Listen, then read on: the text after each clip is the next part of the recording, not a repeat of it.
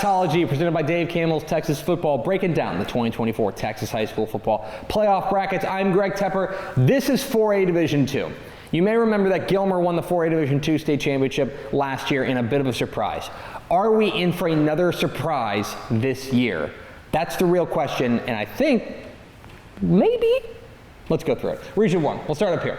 Okay, Region 1, I think, has, by virtue of a Week 10 result, a clear favorite in this region, and it has to be the Graham Steers. Right here, their Week 10 win over Brock, a dominating effort, I think established themselves as the clear team to beat in Region 1. They have been terrific all year long. I love their quarterback, Ty Thompson, and again, their suffocating defense. Brock ain't going away. Remember, that's a team that was absolutely terrific in 3A, moving up to 4A. This is their 4A playoff debut.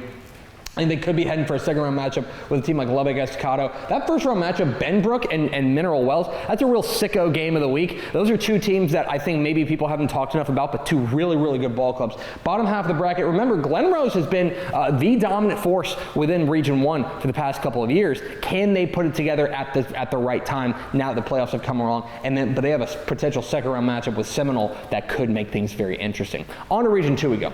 On to Region 2, and this is where you get to the real power nexus, I think, of the region. Specifically, you've got the defending state champs in Gilmer, but you may remember that Gilmer, they pulled a bit of an upset in the regional semifinals last year, or regional finals last year, when they knocked off Carthage right here. Carthage has not forgotten, and Carthage is back with a vengeance. The #1 team in the state has looked absolutely dominant at every step of the way. Could we be in for another surprise?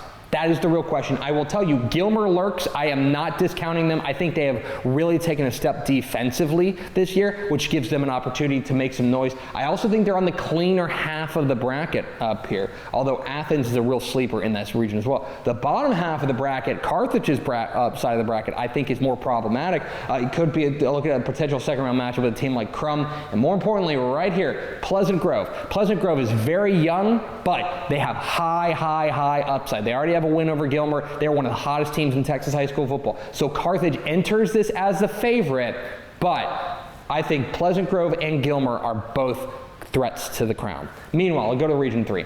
Over to Region 3 we go, and this is where things get, I think, really interesting. Belleville, of course, played for a state championship last year. They've been up and down. I think that they have the opportunity to make a deep run, but they've got to figure things out, especially on the defensive side for them. That's the question for them. They could be looking at a second-round matchup with a team like Silsbee, which is another high-variance team, and then you have got, I think, some real contenders here. This might have the greatest collection of contenders. Hampshire Finette with quarterback Ty Bryson, absolutely terrific. I love this Robinson team. Jasper plays a brand of football that's very, very conducive to success in the playoffs. I love this Waco La Vega team, which I think is flying under the radar. Another team that's hard hitting. And then West Orange Stark. They lost to Hampshire Finette in the final game of the regular season to drop them down to this part of the bracket. They could be looking at a second-round matchup with Waco La Vega as a result, but that is a team with Hiawatha Hickman at the helm that could be very dangerous. Meanwhile, to Region 4 we go.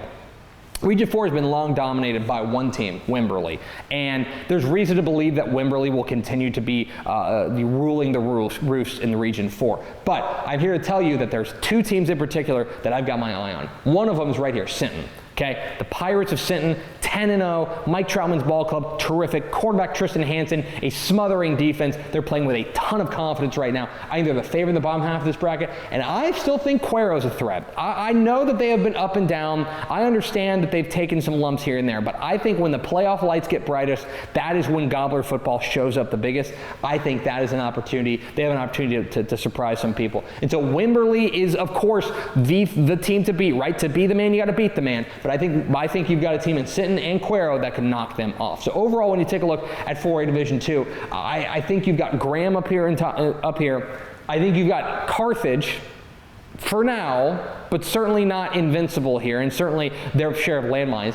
A absolutely box office Region 3, and then can anybody knock off Wimberley in Region 4? That's how I view it right now. No matter how you view it, we'll have you covered every step of the way at TexasFootball.com.